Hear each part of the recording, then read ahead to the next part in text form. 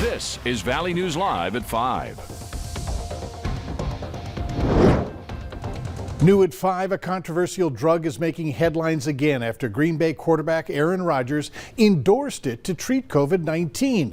In a clinical trial, the anti-parasite pill Ivermectin was shown not to be an effective treatment. Valley News Team's J.C. Dodd spoke with a local expert who says people shouldn't rely on it. There are effective treatments readily available. When the pandemic first hit, researchers began testing various drugs to try and find a treatment. In clinical trials, treatments for HIV, rheumatoid arthritis, and ivermectin were tested to see if they effectively treated COVID.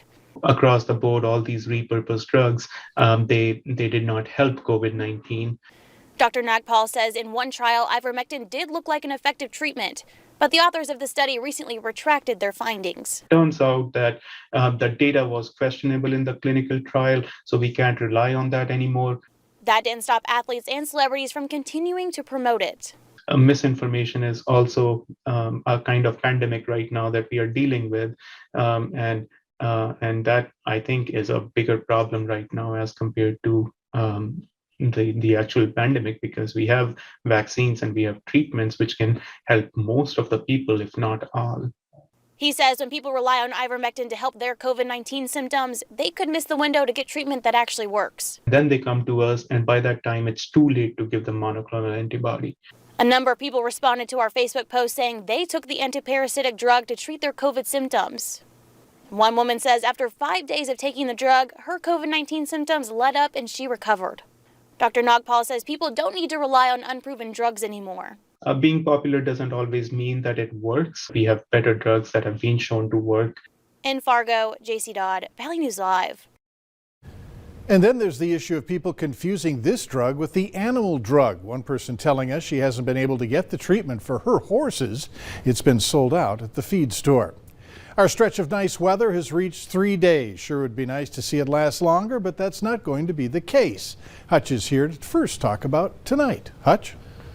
Mike, thanks so much. Tonight's looking pretty nice as we take a look at that sky cam from the Grand Forks area. Beautiful conditions and orange sky out there again. And thanks again to all of you who have uploaded some photos of some beautiful sunrises and sunsets of late. But we have some changes coming. First alert weather days for Thursday and Friday, as midweek changes will bring our first measurable snow on Thursday and Friday. That's why they are first alert weather days. Here's a couple of things that we want you to know about for Thursday. First and foremost, possibility of a morning break in the snow shower activity. And then by the afternoon and early evening, the snow spreads through the valley and into the southern valley as we go through the day. Gusty winds over 30 miles per hour possible.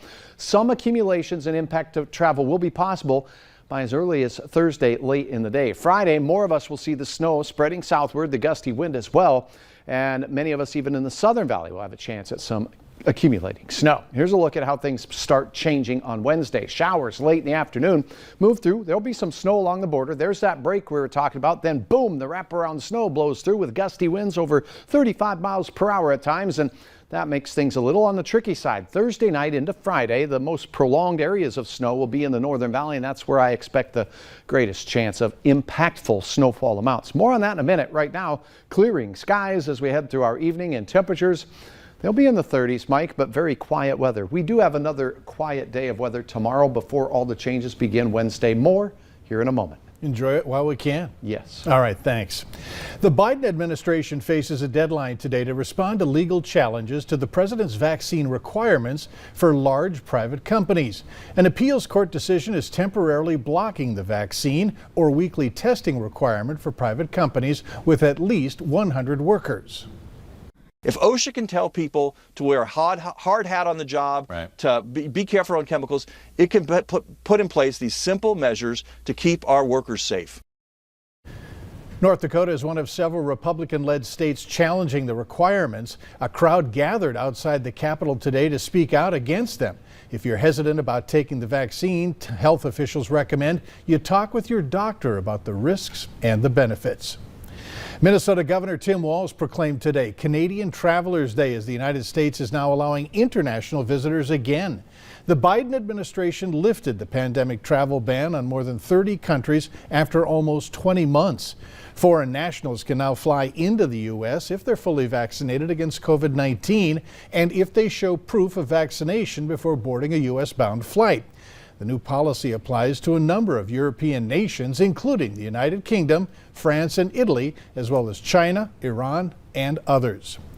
The search continues for a man wanted in an armed robbery in broad daylight in South Fargo. That incident happened at Casey's gas station off of 25th Street and 20th Avenue South around 9:20 this morning.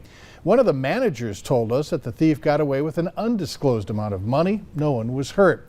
Now, the robber is described as a white man, thin build. He was wearing a black hoodie, dark sweatpants, black tennis shoes, and a medical mask. If you have any information, call police.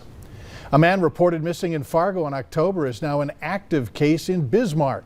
Police say 38-year-old Daniel Olson was reported missing out of Fargo on October 28th after he didn't show up for work. Now, Bismarck police say his vehicle was found in an abandoned park late last week. If you have any information as to where he is, call police right away.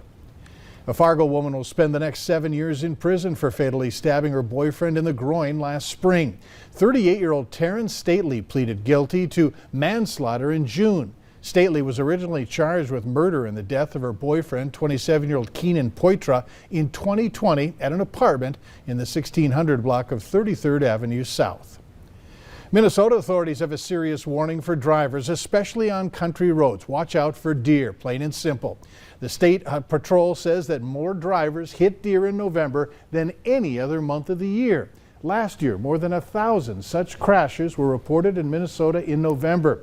Of those crashes, 4 of them were deadly. Now, if you do see deer, just hit the brakes. Don't veer off the road. That often leads to more serious injuries. Fargo Cass Public Health is warning about someone posing as one of its employees and asking for money. The person pretends to be a health practitioner and asks for money for a license or a health violation.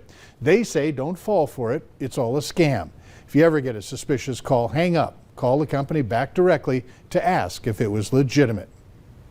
We're learning more about the tragedy at that concert in Houston where 8 people died as thousands of fans rushed the stage as rapper Travis Scott was about to perform at the Astroworld Festival. Now multiple agencies are working through criminal investigations. Today, the family of a 21-year-old who died at the concert joined others who have filed civil lawsuits against the rapper, claiming negligence and encouragement of violence. Scott was previously arrested for telling fans to rush past security at other shows. He did pause multiple times during this performance, but the show still went on.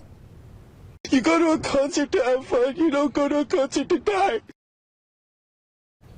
Now, the rapper says he's fully cooperating with the investigation, and there are reports that he'll pay for the funerals of the fans who died during his show.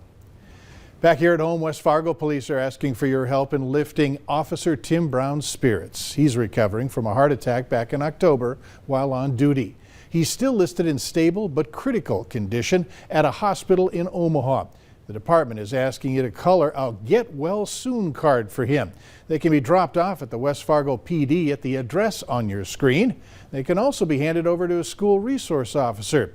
Donations can also be made to the Bell Bank to the West Fargo Police Association account in support of Officer Tim Brown. Stick around after the weather. We're going to update the progress for North Dakota lawmakers who have gathered for a special legislative session. And it appears the sun is setting on a beautiful stretch of weather here over the weekend and to begin the month of November. Your hour-by-hour forecast includes changes. I'll have all the details on some rain and, yes, even our first chance of accumulating snow right after this.